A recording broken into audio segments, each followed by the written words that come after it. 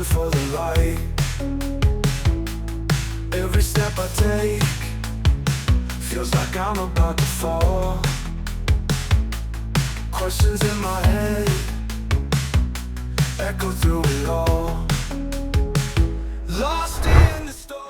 Hawa panas akan menjadi bagian yang tak terelakkan di laga Indonesia versus Jepang. Sold out-nya tiket pertandingan dalam waktu singkat seolah menegaskan kalau GBK akan benar-benar disulap jadi neraka bagi tim lawan. Yap, timnas Indonesia memang sangat butuh dukungan besar. Usai 2 laga mengecewakan di bulan Oktober, lalu di bulan November, tim Garuda akan kedatangan 2 tim langganan Piala Dunia, Jepang dan Arab. Jelas laga melawan Jepang dianggap sebagai laga yang super berat. Maka hal yang wajar jika sebelum ini Pak Erik meminta dengan tegas agar Coach Shin bisa benar-benar menyiapkan taktik yang pakem. Yap, sikap Pak Erik yang kayaknya marah itu memang cukup beralasan karena semua tahu apa yang udah PSSI lakukan untuk mensupport tim Garuda. Terbaru ya, sudah pasti soal naturalisasi Kevin Dix yang moga-moga aja bisa clear tepat waktu. Di satu sisi Jepang sendiri nyatanya udah sangat menunggu momen ini, di mana laga melawan Indonesia di GBK dinilai akan jadi laga yang sangat tak terlupakan. Terlebih Jepang juga berharap kalau skuad Garuda bisa tampil dengan kekuatan terbaik terutama mereka yang bermain di luar negeri. Tujuannya sudah pasti agar tercipta pertandingan yang kompetitif serta seru mengingat kemungkinan besar laga ini juga akan disiarkan di banyak negara.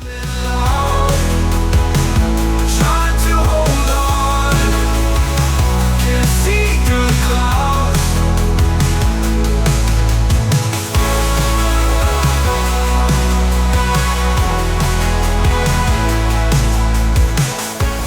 Sekitar kurang lebih 1 dekade lalu, mungkin sebagian besar dari kita akan benar-benar cuek ketika melihat jadwal timnas Indonesia keluar. Gimana enggak, tiap ketemu lawan terutama yang level Asia, jujur aja, 99% dari kita pasti mikirnya moga-moga aja nggak kebantai. Walaupun ujung-ujungnya ya pasti kebantai juga sih. Bahkan saat ketemu Thailand atau Vietnam aja lah. Dulu kita sering merasa jiper duluan, atau udah mikir yang aneh-aneh. Tapi sekarang siapa yang nyangka? Laga timnas Indonesia sekarang bahkan lebih dinanti dari laga final Liga Champions buat publik tanah air. Dari orang yang dulu sangat benci sama yang namanya FIFA Matchday, sekarang jadi sangat dinanti. Begitupun kami yang sekarang ini gak henti-hentinya terus merasa bangga untuk memberitakan soal perkembangan timnas Indonesia. Bukan soal menang kalah, tapi lebih ke soal progres tim ini yang benar-benar kelihatan nyata. Bayangin dulu, siapa sih yang nyangka kita bakal bisa di titik seperti sekarang ini? Jadi atas dasar apa? Hanya kemarin gagal menang melawan China? Terus kita menghujat habis-habisan terutama Shin Tae-yong yang bagaimanapun udah berjasa besar membangun tim ini dari titik terendah. Dari yang nggak bisa passing sampai sekarang masalahnya cuma di finishing. Lalu yang paling mencolok udah pasti fisik dan mental. Intinya Shin Tae-yong sangat layak untuk diberikan kesempatan lebih. Perihal kesalahannya yang pernah ia lakukan, jelas itu normal sebagai manusia dan harapannya ia belajar dari itu. Trying to hold on, can't see through the clouds.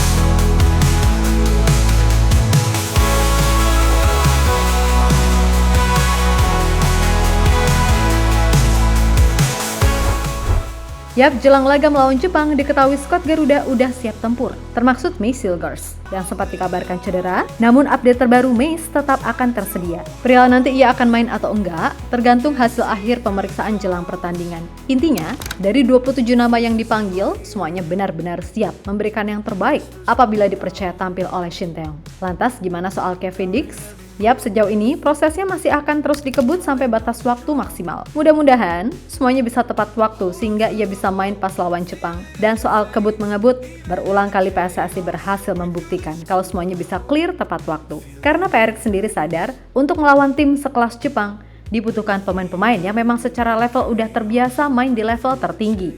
Dan Kevin Dix adalah salah satu pemain yang secara jam terbang gak usah diragukan lagi.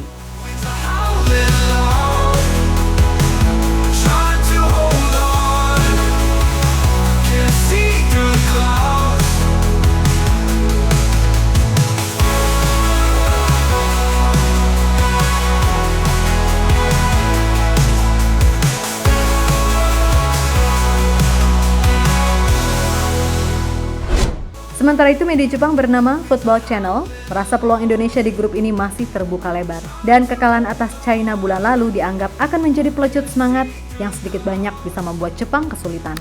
Terlebih menurut media tersebut, cara Indonesia dalam membangun kekuatan dinilai memang terlalu frontal. terutama soal naturalisasi besar-besaran.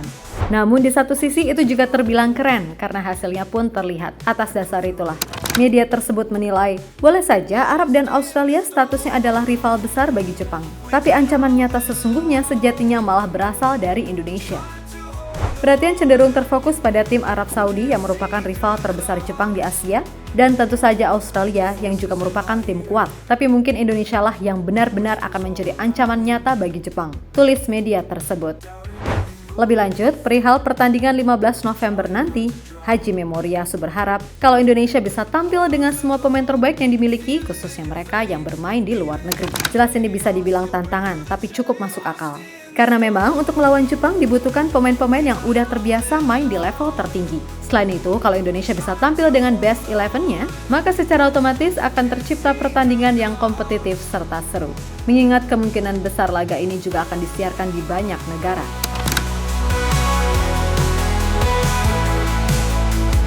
Hold on to the hope, feel it in your veins. Even in the chaos, you'll break through the chase. Lost in the storm, winds are howling loud. Trying to hold on, can't see through the clouds.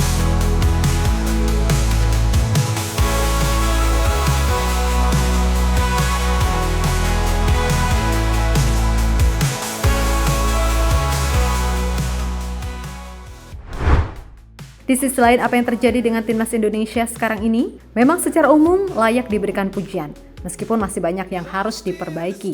Namun ya tadi, secara overall, Shin Tae-yong udah berhasil membentuk timnas yang bagus dengan para pemain muda sebagai pusatnya. Nah, menurut legenda Asia dan Manchester United, Park Ji-sung, dalam sebuah wawancara, perkembangan Indonesia di bawah Shin Tae-yong saat ini benar-benar bagus. Bahkan jika ia bandingkan ketika 9 tahun lalu ia berkunjung ke Indonesia, banyak sekali hal yang berubah, termasuk mulai dari potong generasi sampai banyaknya pemain dari Eropa. Meskipun begitu, Park juga menekankan untuk jangan terlena dan tetap fokus bekerja keras karena bagaimanapun, untuk bersaing dengan tim-tim besar Asia jelas tak mudah, dan itu sejatinya udah dirasakan betul oleh punggawa Garuda.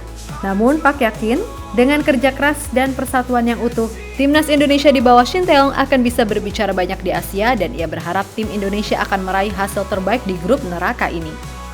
Saya melihat ada perkembangan yang pesat di Indonesia, terutama dengan pemain-pemain baru dan banyak tersebar di Eropa.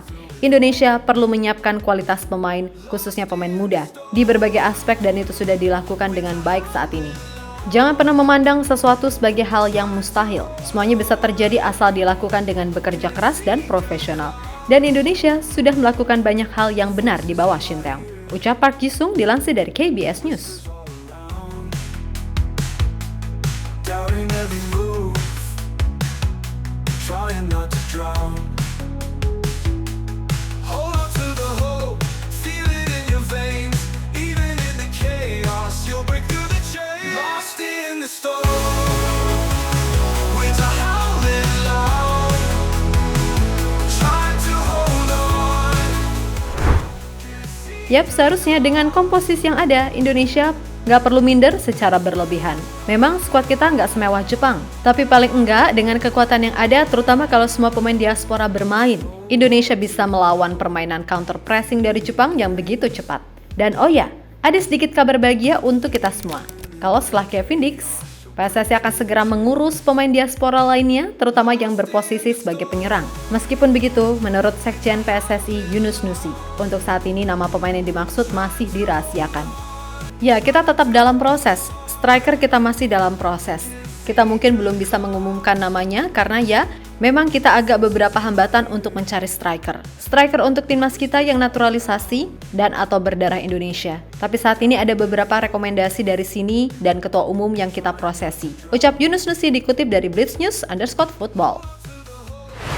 Yap, terlepas dari apapun, semoga hasil terbaik bisa didapat timnas Indonesia di 2 laga November ini. Kemudian untuk striker, publik sejatinya masih berharap Ole Roemeni segera membuat keputusan. Tapi kalaupun belum, Miliano Jonathans dan Ian Maatsen yang sebelumnya dikabarkan udah memberikan kode, mudah-mudahan bisa segera OTW ke Indonesia untuk mengurus semuanya dan sudah pasti. Kalau kedua pemain ini join, kualitas lini depan kita akan semakin oke. Selain itu, kalau kita punya squad yang paling enggak 80% balance lah. Coach Shin mau main bongkar pasang pemain pun gak masalah, asal kualitasnya gak jomplang. Kayak Jepang tuh, gak ada Ayase Ueda, tapi mereka masih punya sosok real striker dalam diri Koki Ogawa ataupun Kyogo Furuhashi yang di klub masing-masing beneran terbukti gacor. So sekali lagi, gak usah takut, gak usah jiper. Hadapi dengan sikap pantang menyerah. Kita boleh kalah kualitas dan pengalaman, tapi soal fighting spirit, please banget jangan sampai kalah, apalagi kita main di kandang. Jadi kerahkan segalanya di atas lapangan demi sang saka merah putih.